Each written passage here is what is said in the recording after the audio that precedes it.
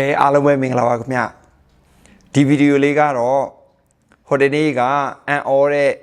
စကားလေးတွေကိုပြောပုံရေးပုံလေးတွေကိုပြောပြခဲ့တယ်အဲ့ဒီဗီဒီယိုလေးရဲ့အဆက်ဖြစ်ပါတယ်ကျွန်တော်ဆက်ပြီးတော့မှနောက်ထပ်ဘလို့အန်အော်တဲ့စကားလေးတွေအင်္ဂလိပ်လိုပြောလို့ရသေးလဲဆိုတာကိုဒီဗီဒီယိုလေးထဲမှာဆက်ပြီးတော့ပြောပြပေးသွားမှာဖြစ်ပါတယ်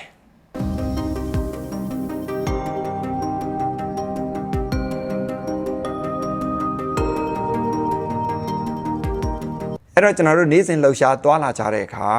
ရံဖန်ရံခါအန်အားသင်းစရာတွေကြုံတွေ့ရတတ်တယ်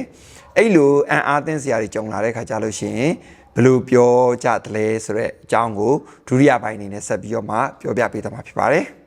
အခုပြောပြပေးမယ့်ပုံစံလေးက what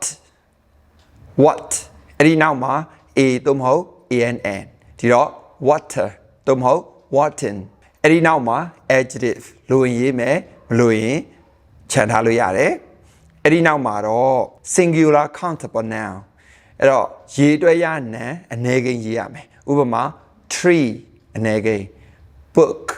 အနေကိန်းအဲ့ဒီလိုရေတွက်ရနံအနေကိန်းလေးတွေရေးရမှာဖြစ်ပါတယ်အဲ့ဒီတော့နမူနာပုံစံလေးကိုကြည့်ကြည့်လိုက် what an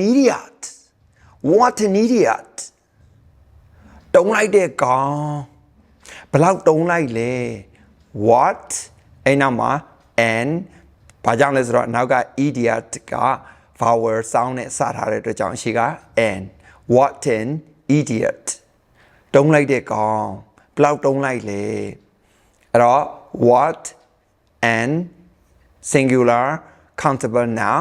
idiot ဒါဆိုလို့ရှိရင် okay သွားပြီ what a surprise ဟာအံ့ဩစရာကြီးအဲ့တော့ what ပြီးတော့အနောက်က a ပေါ့နော် what a surprise singular countable noun ရေတွက်ရနံအနေကိန်း what a surprise what a fashionable lady တော်တော် fashion ကြတဲ့အမျိုးသမီးပဲ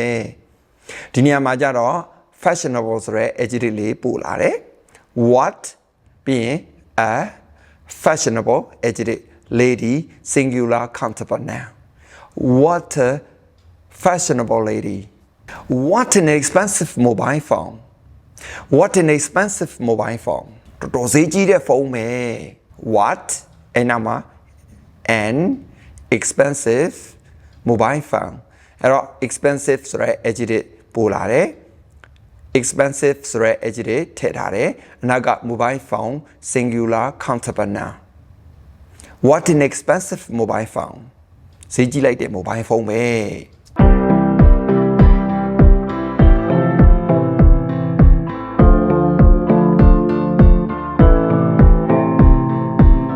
အခုနောက်တဲ့ဒုတိယပုံစံလေးက uncountable noun နဲ့ plural noun တွေကိုပြောရမှာဖြစ်တဲ့အတွက်ကြောင့် uncountable noun ရေတွက်မရနံဥပမာ advice အကြံဉာဏ်ဒါမျိုးနောက်တစ်ခါ plural nouns boys girls ဆိုရက်ရေတွက်ရနံအများကိန်းတွေအကြောင်းပြောရမှာဖြစ်တဲ့အတွက်ကြောင့်ဒီတစ်ခါ ann ဆိုရက် article လေးတွေပါမှာမဟုတ်တော့ပါဘူးအဲ့ဒါတွေမပါဘဲနဲ့ပြောရုံပဲ what fools ဟာငါတုံးနေကွာတုံးလိုက်ကြတာအဲ့တော့ what အဲ့နောက်မှာ plural noun fools ငါတုံးများနောက်ထပ်နမူနာလေးက what beautiful weather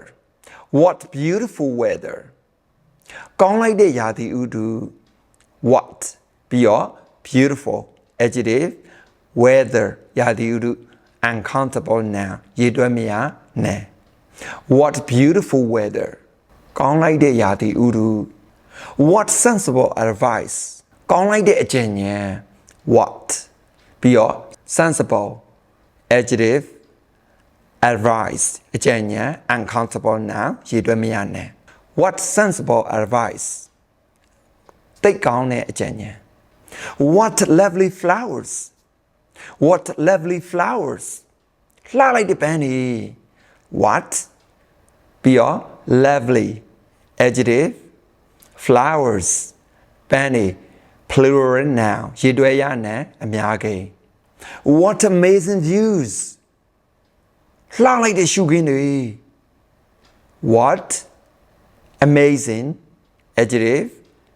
views plural nouns ရေတွဲရနံအများကိန်း What amazing views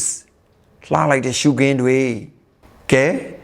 ဒီလောက်ဆိုလို့ရှိရင်အားသိတဲ့အသုံးနှုန်းလေးတွေပြောလို့ရေးလို့ရတော့ပြီထင်ပါတယ်ဒီတစ်ခါတော့မြန်မာလိုပေးထားတာလေးကိုအင်္ဂလိပ်လိုရေးကြည့်ပြီးတော့မှ comment မှာ try ကြည့်လိုက်ကြပါဦးခင်ဗျကဲဒီဗီဒီယိုလေးကတော့ဒီလောက်ပါပဲခင်ဗျနောက်ဗီဒီယိုမှာပြန်ဆုံကြမယ် bye bye